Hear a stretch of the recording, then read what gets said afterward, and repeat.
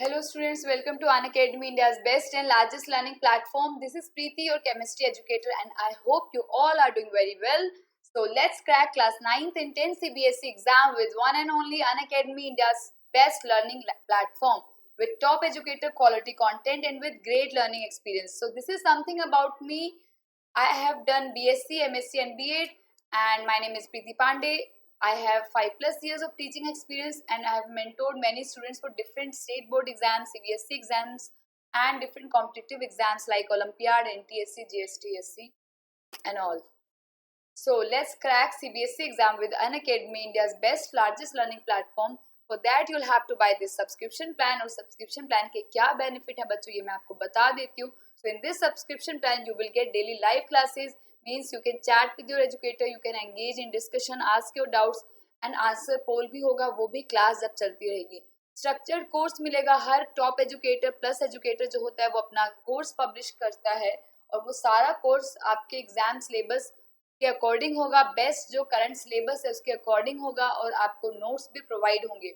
Live test and quiz मिलेगा, मतलब आप अपनी परफॉर्मेंस को एनालाइज कर सकते हैं. You can evaluate your preparation and you will get unlimited access, मतलब एक सब्सक्रिप्शन प्लान से आपको सारी लाइव और रिकॉर्डेड क्लासेस मिल जाएंगी घर बैठे ही.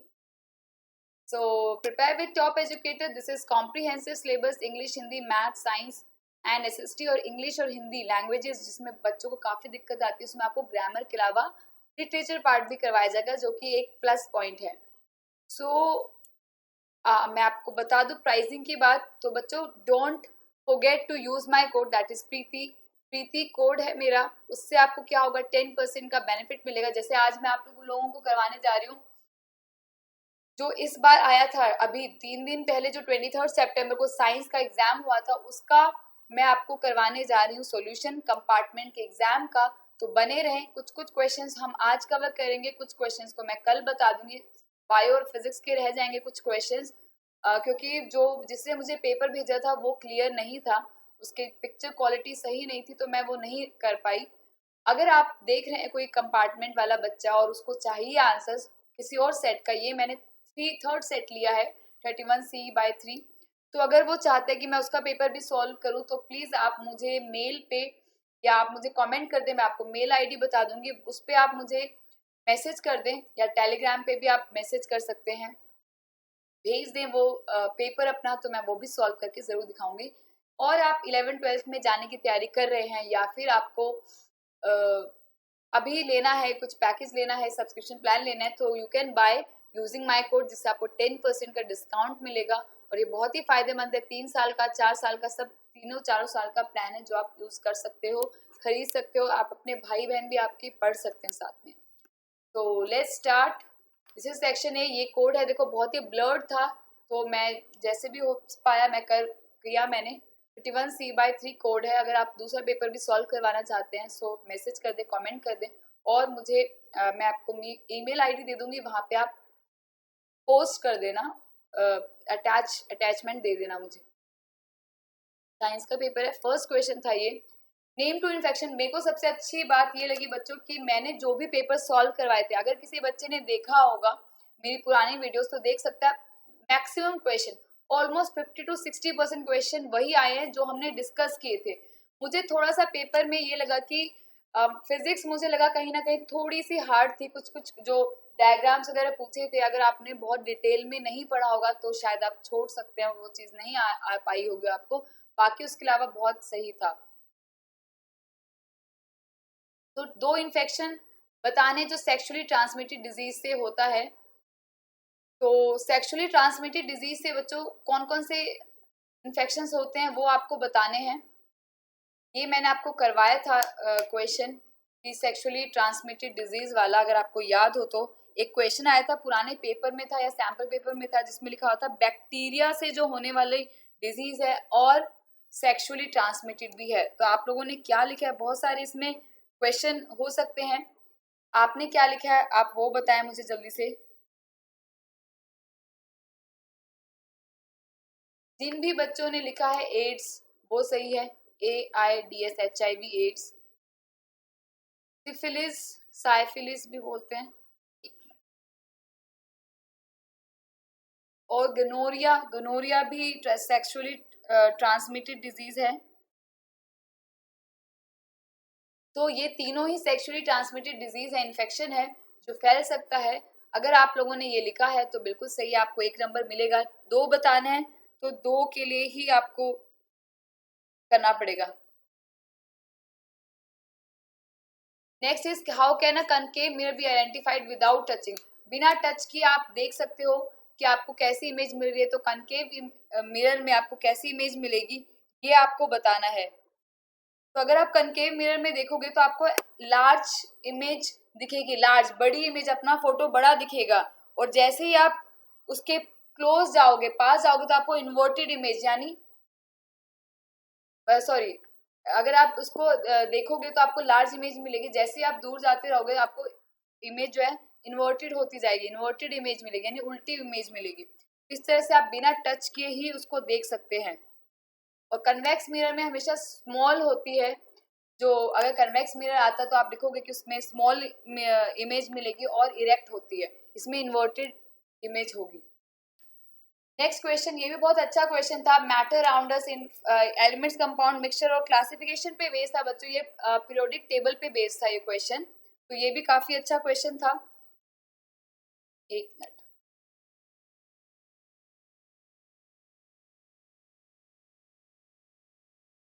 तो ये मैं सीधा क्वेश्चन बताती हूँ आपको। First is write the need to classify elements. अगर इसमें दिया है, मुझे नहीं पता इसमें दिया है या नहीं, पढ़ लेते हैं इसे भी। तो इसमें पूछा था, बहुत इंपॉर्टेंट क्वेश्चन है, फर्स्ट क्वेश्चन ही है ये आपकी एक्सरसाइज बुक का।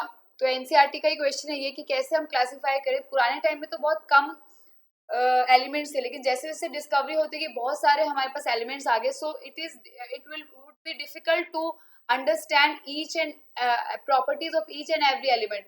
अलग से स्टडी करना बहुत ही डिफिकल्ट होगा। So we this need was arise that we should classify any element based on their physical chemical properties so that we easily understand their properties। एक को ऐसे ग्रुप में सेम प्रॉपर्टी होती है, एक को पढ़ा, आपको बाकियों की प्रॉपर्टी पढ़ने की जरूरत ही नहीं है, आपको पता चल जाएगा। क्यों? क्योंकि हमने क्लासिफिकेशन कर दिया।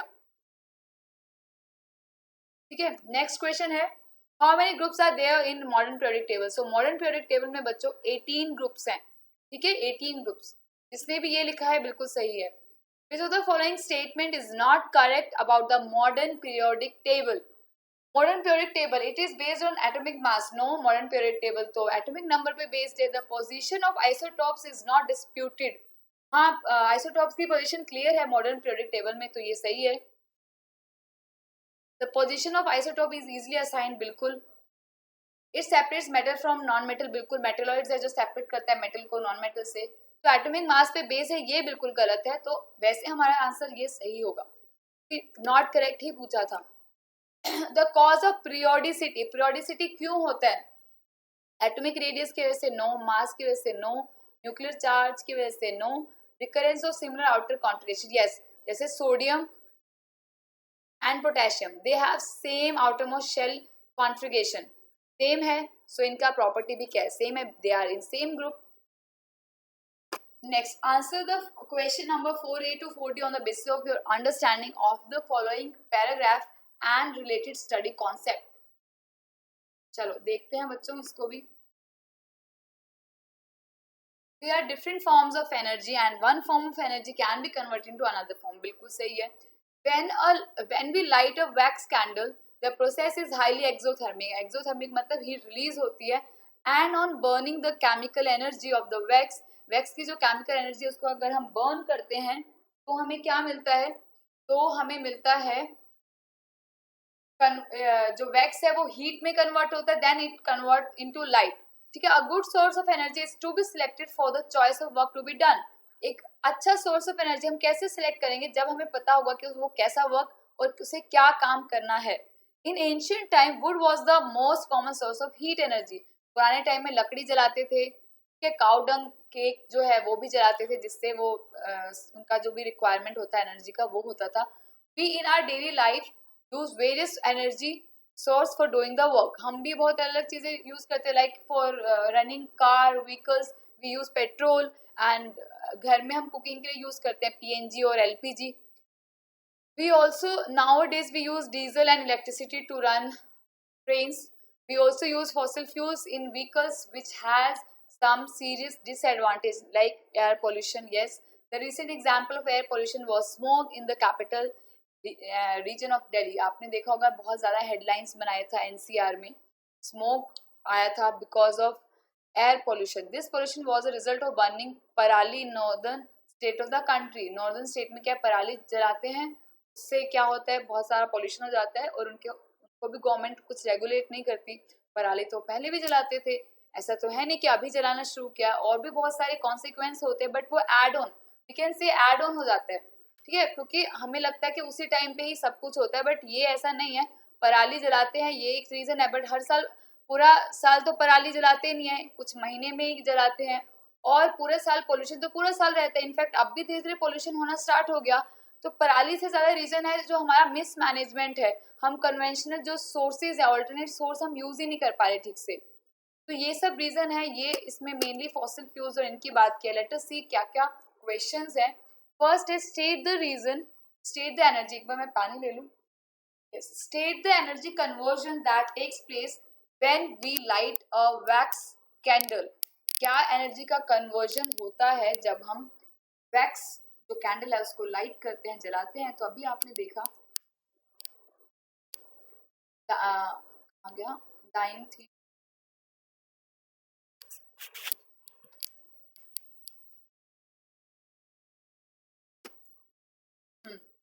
Yeah. So when we light a wax candle, the process is highly exothermic. On burning, the chemical energy of wax gets converted to heat and light. तो क्या चेंज आ रहा है? Chemical energy gets converted into heat and light energy. ये आएगा first का answer. जिसने लिखा है बिल्कुल सही है. This two criteria of selecting a source of energy for a specific work. दो क्राइटेरिया बताने आपको सोर्स ऑफ एनर्जी का फॉर अ स्पेसिफिक वर्क. अब criteria list two criteria of selecting. Selection पूछे. देखो अब हमें एक तो देखना है कि हम क्या यूज कर रहे हैं. फॉर एग्जाम्पल अगर हम खाना बना रहे हैं, सबसे पहले तो हमें ये देखना चाहिए कि वो अफोर्डेबल है या नहीं. लकड़ी जो है वो अफोर्डेबल है या नहीं, हर जगह मिलती नहीं है. ठीक है. और लकड़ी काटने से और भी तरह की चीजें होती है, पॉल्यूशन होता है, डिफोरेस्टेशन होता है. सबसे पहले हमें देखना चाहिए क्लीन होना चाहिए वो फ्यूल. इससे बनाना है आपको गुड फ्यूल. आइडियल फ्यूल कौन सा होता है? तो क्लीन होना चाहिए बच्चों फ्यूल एक तो, और वो अफोर्डेबल होना चाहिए और इजीली अवेलेबल भी हो. तो कुछ भी कोई भी लिख सकते हो इनमें से. आप हाई कैलोरीफिक वैल्यू भी लिख सकते हो. आप write the name of two fossil fuel. Fossil fuel क्या है? जितने पेट्रोलियम प्रोडक्ट है they are fossil fuels only. so we can write coal, we can write petrol, diesel, kerosene. कुछ why are we looking at alternate source of energy? तो देख रहे हैं हम because fossil fuels are in limited amount, they are non renewable resource. so ये तो कुछ time बाद खत्म हो जाएंगे. फिर हम क्या करेंगे? तो हम अभी से क्यों ना alternate source of energy पे switch कर जाएं so that हमें दिक्कत ना आए. ये रीजन है. जिसने भी ऐसा कुछ लिखा है आंसर वो बिल्कुल सही होगा. Next, copper utensils slowly lose their shiny brown surface and gain a weak coat on prolonged exposure to atmospheric air. This is due to the formation of. ये भी बच्चों मैंने बता रखा है आपको अलग अलग क्लासेस में, अनअकैडमी पे, यूट्यूब पे भी और स्पेशल क्लास में भी बहुत ही डिटेल में बता रखा है कि कॉपर जो है शाइनी ब्राउन से पहले ब्लैक होता है, then it change into green. For example statue of liberty copper का ही बना है और ग्रीन कलर का हो गया. जस्ट लाइक दिस बॉटल ऐसा हो गया है, वो ग्रीनिश सा हो गया है. तो ये क्यों होता है? कॉपर सल्फेट की वजह से नहीं होता, कॉपर कार्बोनेट की वजह से होता है, क्यूप्रिक ऑक्साइड और क्यूप्रस ऑक्साइड की वजह से भी नहीं होता. बेसिकली ये होता है बेसिक कॉपर कार्बोनेट की वजह से.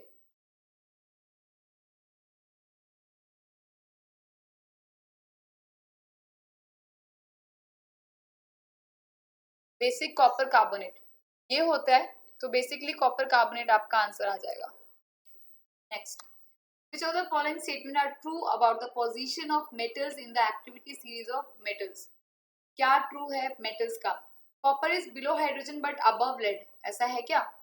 कॉपर हाइड्रोजन से तो नीचे है, लेड तो इससे भी ऊपर आता है. No. Iron is below lead और जिंक और इससे दोनों से नीचे है. नहीं. Zinc is below magnesium, magnesium से नीचे है और एल्यूमिनियम से ऊपर है। No way, magnesium is below calcium. Yes, calcium ऊपर है, मैग्नीशियम नीचे है, बट अबव एल्यूमिनियम, एल्यूमिनियम से ऊपर है। क्या लगता है आपको?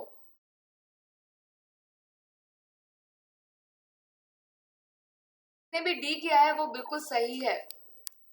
Next, which one of the following natural sources contains oxalic acid? So इनमें से कौन सा नेचुरल सोर्स है जो कि ऑक्सैलिक एसिड होता है जिसपे? तो बच्चों, nettle sting and and sting में फॉर्मिक एसिड होता है, टैमरिंड में टार्टरिक एसिड होता है एंड टोमेटो में क्या होता है बच्चों? वो ऑक्सैलिक एसिड। ठीक है, तो बिल्कुल सही है जिसने ऑक्सैलिक एसिड लिखा है। ये भी मैंने आपको करवाया था। ये बहुत इजी क्वेश्चन है। ये जिसने क्या है वो फुल मार्क्स तो पक्का मिलेंगे आपको। स्टमक में कौन सा एसिड होता है बच्चों? HCl। Next, which one of the following compounds change blue litmus to red? now blue litmus से red आपको बताया था, red हो जाता है, it means it is acid। देखते हैं इनमें से कौन सा एसिड है। दिस इज अल्कोहल, ये कीटोन है, this is aldehyde group and COOH। COH मतलब बच्चों कार्बोक्सिलिक एसिड, तो definitely it is an acid, so it will convert, it will change blue litmus to red, so D will be the correct answer। Next, which of the following is not a part of the human female reproductive system? ये भी मैंने आपको करवाया था और इसका एक पूरा डायग्राम था, अगर आपको याद हो तो आप देख सकते हैं। पुराने अभी कुछ एक इसी हफ्ते में मैंने आप लोगों को करवाई थी पुराने पेपर्स के जो इस टर्म में आए थे और जो पुराने कंपार्टमेंट में आए थे, उनमें से किसी एक में फीमेल रिप्रोडक्टिव सिस्टम था, वो पूरा बताया था मैंने आपको NCERT से फोटो लेके। ओवरी होता है, ओविडक्ट भी होता है, यूटेरस भी होता है। Seminal vesicle is not a part of human female system, it is a part of human male reproductive system. तो डी होगा आंसर, जिसने भी डी किया बिल्कुल सही है। और में क्वेश्चन है बच्चों, जिसने वो नहीं किया वो उसका आई होप ये सही हो। Which of the following techniques is used as a contraceptive method in males only? Male में ही होता है। कॉपर टी होता है बच्चों फीमेल्स में, ओरल पिल्स भी फीमेल्स के लिए होता है। ब्लॉकेज ऑफ फैलोपियन, अब बताओ बच्चों फैलोपियन ट्यूब कहाँ होता है? वो होता है फीमेल में, तो फीमेल का ही होगा। ब्लॉकेज ऑफ वास डिफरेंस होता है बच्चों मेल में, तो ऑब्वियसली वास डिफरेंस अगर ब्लॉक कर दे तो वो बेटर रहेगा। A system of interdependent of food chain, food chain जो है आपस में डिपेंडेंट होती हैं, तो इस चीज को बोलते हैं बच्चों food web. Trophic level is like this, ecosystem and community तो it is entirely different thing, so A will be the correct answer. और का देख लेते हैं। अच्छा, इसके बाद फिर मुझे ये उसके बाद भी बच्चों सही नहीं आ रहा था इमेज, तो मैंने हटा दिया। एक ये किसी का था, किसी और सेट का है, ये पता नहीं किस सेट का है। अगर किसी के पास क्लियर इमेज है, पेपर है, वो मुझे सेंड कर सकता है बच्चों। कमेंट में आंसर बता देना आप कमेंट में, मैं आपको मेल आईडी दे दूंगी और आप मुझे सेंड कर देना। विच one of the following statement is true about the position of metal in the reactivity? ये तो सेम ही है क्वेश्चन। एक ये क्वेश्चन आया हुआ 11th, which one of the following is not an advantage of building large dam? Adequate storage of water, बिल्कुल सही, storage है, ये एडवांटेज है, हमें नॉट बताना है। Not an advantage. Generation of electricity, बिल्कुल डैम से, hydro electric power plant. Decrease in biological diversity, अगर बायोलॉजिकल डाइवर्सिटी डिक्रीज हो जाएगा तो क्या वो एडवांटेज होगा? ऑब्वियसली नहीं होगा, तो ये गलत है। Use in growth of water, ये सही है। The stamen contain pollen grains आएगा आंसर, स्टिग्मा नहीं आएगा, सेपल नहीं आएगा, ना ही ओव्यूल होगा। और seeds are called products of sexual reproduction because बच्चों सेक्सुअल रिप्रोडक्शन का प्रोडक्ट मतलब क्या होता है? Fusion of male and female gamete. ठीक है, तो वो क्या होगा? Give rise to new plant are formed by fusion of gamete. Gametes जो है उनके फ्यूजन से बनता है, उसी को फर्टिलाइजेशन बोलते हैं। सीड उनका रिजल्ट होता है, तो ये होगा आंसर। अब बच्चों ये क्या है? एसर्शन रीजन, ये भी बहुत अच्छा है जो अब नया ऐड किया है CBSE ने। आपको दो दिए होंगे स्टेटमेंट, ठीक है, आपको बताना है कि स्टेटमेंट दोनों सही है या नहीं। पहली बात तो ये कौन सी सही है कौन सी नहीं। दूसरा, जो पहली स्टेटमेंट है क्या उसका रीजन नीचे वाली स्टेटमेंट है, तो देखते हैं। The brain allows us to think and take action based on that thinking, हमारा ब्रेन अलाउ करता है हम सोचें और हम एक्शन लें, बिल्कुल सही है। इसका रीजन क्या है? The hind brain is main thinking part of the brain. No, hind brain तो नहीं है, फोर ब्रेन में होता है। याद है ना, सेरिब्रम, सेरिबेलम, तो फोर ब्रेन का हिस्सा होता है। फोर ब्रेन सबसे आगे वाला वो थिंकिंग पार्ट है। तो ये तो नहीं होगा, बिल्कुल ही गलत है। सो ये ठीक है, बट दिस इज फॉल्स। तो A is true and R is false. तो होगा बच्चों इसका A, third. And amoeba always produce two daughter cell, बिल्कुल सही, बाइनरी फिजन होता है उसमें। And plasmodium divides into many daughter cell because उसमें मल्टीपल फिजन होता है। और ये भी प्रीवियस ईयर का क्वेश्चन है, इसमें क्वेश्चन था अमीबा और प्लाज्मोडियम का मल्टीपल और बाइनरी फिजन, बिल्कुल उससे दिया गया है। ये भी पिछला ही क्वेश्चन है, अगर आपने मेरा वीडियो देखा होगा तो आपने जरूर अटेम्प्ट किया होगा। तो अमीबा बाइनरी फिजन है, इसलिए टू डॉटर सेल में टूटता है। Plasmodium it undergoes multiple fission, इसीलिए ये बहुत सारे डॉटर सेल में टूटता है। तो ए और आर दोनों ही सही है, and R is correct explanation of A. Next section B आ गया बच्चों, बहुत अच्छा क्वेश्चन है, ये भी मैं हमेशा आपको बताती हूँ कि डिकम्पोजिशन में आपको सारे एग्जाम्पल, सारी एक्टिविटी करनी है, हमेशा क्वेश्चन आता है। ये है FeSO4, बिल्कुल डिट्टो क्वेश्चन है ये आपका एक्टिविटी का। FeSO4 को लिया और हीट किया, ये थर्मल डिकम्पोज होगा बच्चों, और ये टूट जाएगा, हीट हुआ और ये टूट जाएगा Fe2O3 SO2 एंड SO3 में। ठीक है, तो हमें इसको बैलेंस करना है। नहीं, पहले पूछा what is the colour of ferrous sulphate before and after heat. Ferrous sulphate green colour का होता है बच्चों, तो ये ग्रीन से ब्लैक हो जाएगा। In the gas that are evolve, SO2 and SO3 evolve होगा। In the type of reaction, decomposition reaction होगा, थर्मल डिकम्पोजिशन और प्रिसाइज। केमिकल रिएक्शन इक्वेशन लिखना है, इक्वेशन मतलब बैलेंस रिएक्शन लिखना है। तो 2 लगा दो, 2Fe 2Fe 2S 2S 4 8 8O, 3 plus 2 5 5 plus 3 8, तो 8O आ गया, बिल्कुल सही है।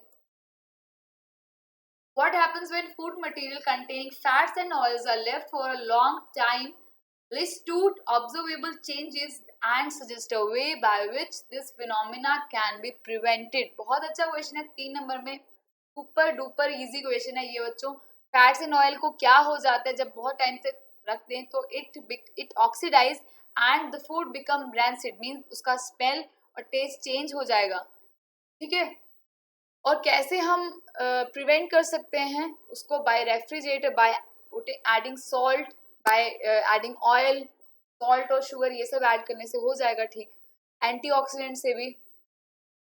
ऑब्जर्वेबल चेंज में आ जाएगा बच्चों, change in taste and smell. 3 चीजें पूछी है, तीनों चीजें हमने बता दी। Draw label diagram circuit to show metal good conductor of electricity, कुछ भी कर सकते हो आप, लाइक यू कैन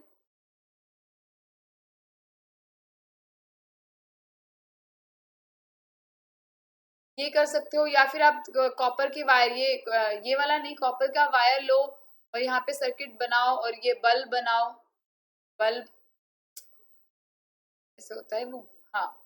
तो आप देखो कि वो बल्ब ग्लो करेगा, बहुत ही अच्छा, बहुत ही इजी इजी डायग्राम है इसका, और आपको लेबल करके बस बताना है। तो बहुत ही अच्छा क्वेश्चन था, और ये आपका एनसीईआरटी में भी दिया है। और मैं पूछा लेबल डायग्राम बनाना एक्सपेरिमेंटल सेटअप, ये थोड़ा सा मुझे लगा मुश्किल बच्चों के लिए, डायग्राम थोड़ा मुश्किल हो सकता है, बाकी सेटअप करना है। अब देखो स्टीम क्या है, वाटर ही है, मेटल और वाटर रिएक्ट करते हैं तो हाइड्रोजन गैस रिलीज होता है। तो नेम द गैस, जिसने सिर्फ ये भी लिख दिया है वो भी, उसको 1 मार्क जरूर मिल जाएंगे। बाकी एक्सपेरिमेंटल सेटअप मैं आपको ये दिखा रही हूँ, आपने देखा होगा जरूर, एनसीईआरटी में है ये question, action of steam on a metal. ये ग्लास वुल वाटर है, इससे स्टीम बनेगा, मेटल का सैंपल ले लिया, और ये पूरा का पूरा सेटअप है। ये थोड़ा सा मुझे लगा कि मुश्किल हो सकता है बच्चों को बनाना, टाइम कंज्यूमिंग। तो देख लो, आपने अगर हाइड्रोजन गैस लिखा होगा तो आपको 1 मार्क मिल जाएगा। Describe the process of transpiration in plants. How does this process help the plants in remaining fresh and healthy? So what is transpiration, ये भी बताया था आपको। ट्रांसपिरेशन होता है excess loss of water in plants through the leaves. In plants is called transpiration, और ये process leaves के नीचे under the leaves होता है, और ये help करता है बच्चों cooling effect देने में। तो लॉस होता है इस प्रोसेस में, क्या होता है, वाटर मॉलिक्यूल्स जो प्लांट्स टिश्यू से है वो रिमूव हो जाते हैं, एरियल पार्ट ऑफ प्लांट जो ऊपर ऊपर होते हैं प्लांट के पार्ट, वहाँ पे आ जाता है और वो इवेपोरेट हो जाता है, and it gives cooling effect, ये एडवांटेज होता है। To get enlarged real and inverted image of an object by a concave mirror, where should the object be placed? Draw a label diagram to justify your answer. Wait a minute.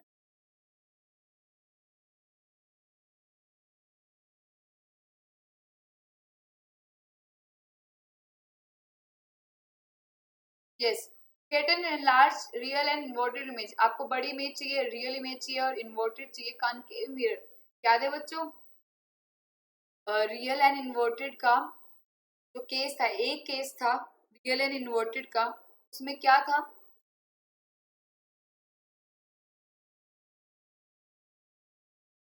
Like this concave mirror. तो सी और F के बीच में जो image थी वो पीछे बनती थी. नहीं, रियल एंड इन्वर्टेड बोला ना, sorry, real and inverted. And large में चाहिए, रियल एंड इन्वर्टेड चाहिए, तो आपको सी एंड एफ के बीच में रखना होगा, जिससे ये आपको concave mirror and large real और इन्वर्टेड इमेज देगा. लेवल डायग्राम बनाना है, आप डायग्राम बना के बता सकते हो. If an object is placed at centre of curvature, centre of curvature पे अगर सी पे रखा है बच्चों ऑब्जेक्ट, तो वापस सी पे ही बनेगा. ठीक है, और उसका मैग्निफिकेशन क्या होगा? 1 होगा. Name the type of mirror which facilitate shaving and large image बनती है, तो ये कनकेव मिरर होगा. ऑब्जर्विंग लार्ज इमेज बनता है, कनकेव मिरर होगा. रियर व्यू में बच्चों स्मॉल इमेज बनती है, डायरेक्ट बनती है, तो ये होगा कन्वेक्स मिरर. ठीक है, इसमें यही बताना है कि लार्ज इमेज बनेगा ये, और रियर व्यू में क्या है कि स्मॉल इमेज बनती है बट इरेक्ट होती है.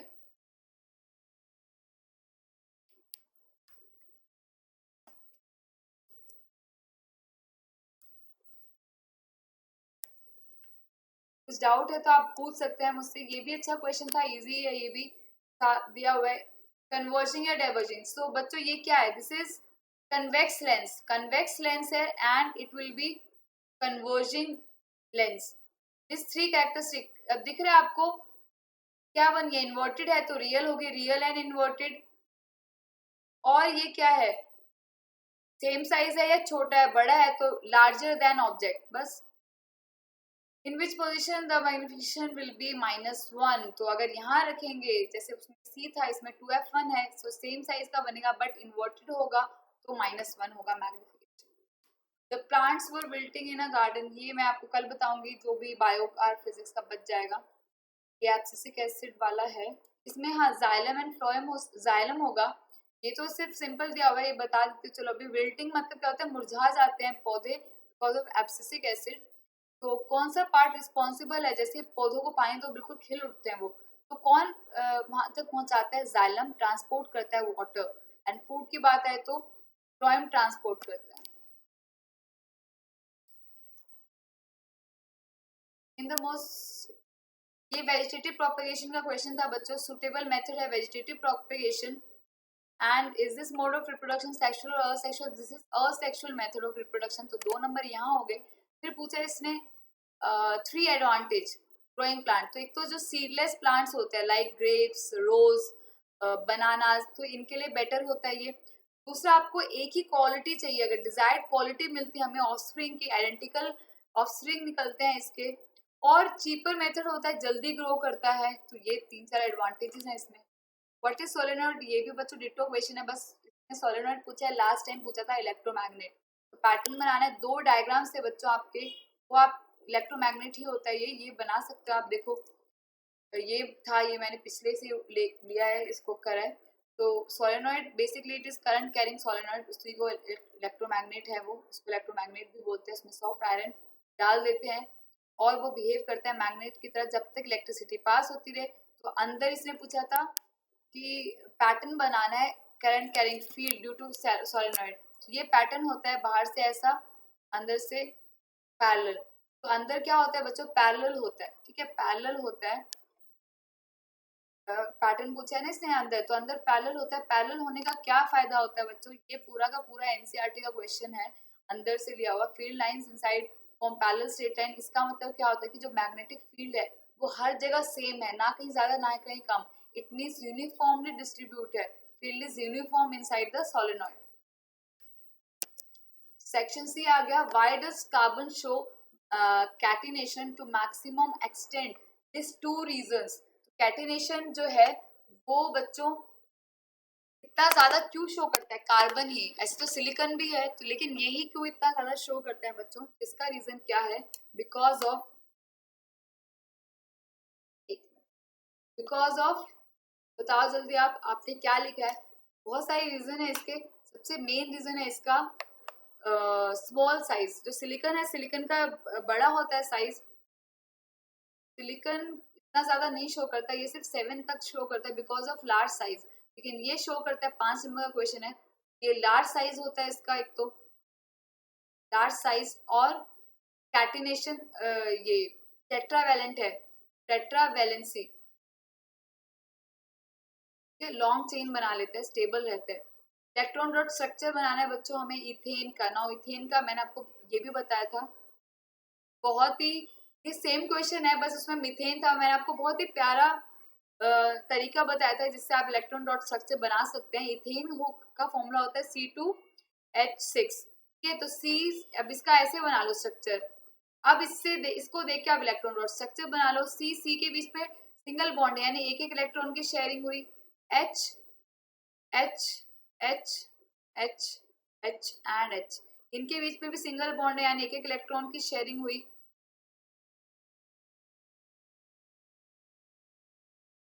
बस अब ये क्या, एक एक इलेक्ट्रॉन करेंगे।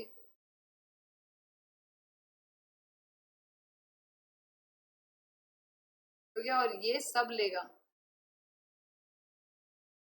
बस ऐसे बनाना आपको। सिमिलरली इथीन का भी ऐसे ही करना है। इथीन का बता देती हूँ। Ethene is your H4। ठीक है, हाँ, तो C और C के बीच में डबल बॉन्ड, यहाँ पे H, यहाँ पे H, यहाँ पे H। This is bonding structure, but हमें डॉट बोला है तो इसके थ्रू हम बना सकते हैं, या आप रफ में बना लो। अब देखो, डबल बॉन्ड मतलब 2 इलेक्ट्रॉन्स की sharing, right, and single bond मतलब एक एक इलेक्ट्रॉन की शेयरिंग।